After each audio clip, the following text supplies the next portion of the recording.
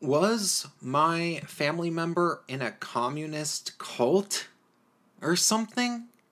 Hey, it's Prince of Queens, and I'm just gonna do a quick improvisational video because I'm about to do a live stream on my secondary live stream channel, which you can go to. It's called Prince of Queens Live Streams at about 8 p.m. Pacific Standard Time on whatever day that it is right now, January 31st, 2018. So yeah, if you want to go check that out, I'm streaming with a Antifa guy who is young and gay and black, and I think that that'll be an interesting conversation because he's a gay person who I guess is a communist. Maybe he doesn't identify that way. I'll talk to him and see how he does identify. Speaking of communists, I just went today with my mother to the nursing home that I regularly visit because I have a family member that is there, and we talked to him. It was kind of hard to have a conversation with him because he just had the flu, and if anybody doesn't know, apparently the flu this year is really, really bad, so he had to go to the hospital, and he actually got pneumonia, and he hasn't been able to stand. He was able to stand prior, and then was not able to, and that has been a shame. So he's been rather under the weather. You know, the pneumonia, flu will take the wind out of the sails of a 85-year-old man pretty easily who has other health concerns.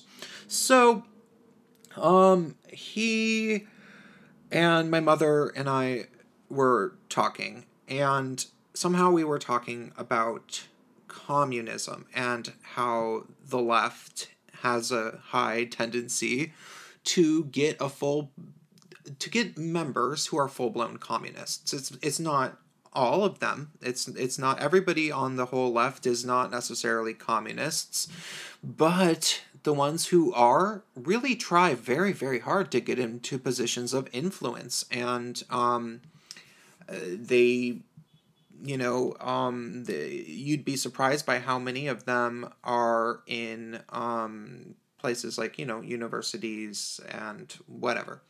So my mother remembered something about this family member of mine that she brought up, which I had never heard of. It's really only been the past couple of years that this family member has been kind of forgetting things. I mean, they're old, so they forget stuff. But really, over the past 6 months, has it been hard for them to remember stuff? But we would talk a lot before that. Like, I would talk to this person, not uncommonly, and have pretty in-depth conversations about things. We would talk politics, and this person was not in favor of communism when they were younger. They would warn me about Marxism. They'd warn me. They'd say, hey, Prince, when you go away to university, don't listen to the Marxists. It sounds good on paper, but don't fall for it. They would tell me that, And he would also tell me that during when I was a big Sanders supporter, he sort of said the same thing. He was like, "Yeah, I don't know about Sanders. He's supposed to be a socialist, and socialism looks good on paper, blah blah blah." So that was my impression of this person, this family member of mine. I always thought he was rather opposed to such things, but my mother remembered something different, and she said to him, "Wait, what about that co-op that you lived in?" Which I had never heard about. I never heard him tell me any stories about no co-ops that he lived in. Apparently he lived in a co-op when he went to the University of Wisconsin in Madison, Wisconsin. I had never heard about that. And she asked him about it, and he said something like, oh, yeah, there was that. And she was like, yeah, what about that? And he was like, oh, yeah, oh, well, it was a co-op. And then do you know what he said? Swear to God. He said, the professors got the girls first. Or like the professors got their pick of the girls first. Yeah, that's what he said. Like, he was living in some... Oh, and apparently there were like 25, 30 guys living there. And I don't know if they were all students, how many of them were professors, or what. And I don't know how many female visitors. You know, he's barely able to talk at this very moment, largely due to the fact that he's recovering from pneumonia and the really hard flu. But he was revealing glimpses of this weird part of his past that he had never told me about, and I don't know how much he told my mother about. And maybe he never told us, because this would have been in like the 1950s.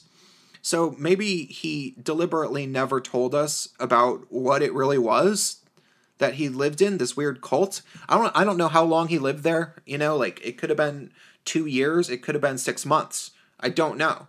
But he's talking about how the professors got their pick of the girls first. Like, they bring girls to stay, and the professors fuck them first or some crap, and then they hand them around to the other dudes, or... I don't know. And then my mom asked him, oh, wait, so, this is... So, and were these people communists? And he said, yeah. And then he also said that that he felt that they were the biggest political party in the United States back then. And I don't know if his memories were getting confused. You know, old people, it's hard for them to remember stuff, and when they talk, they don't articulate themselves very well.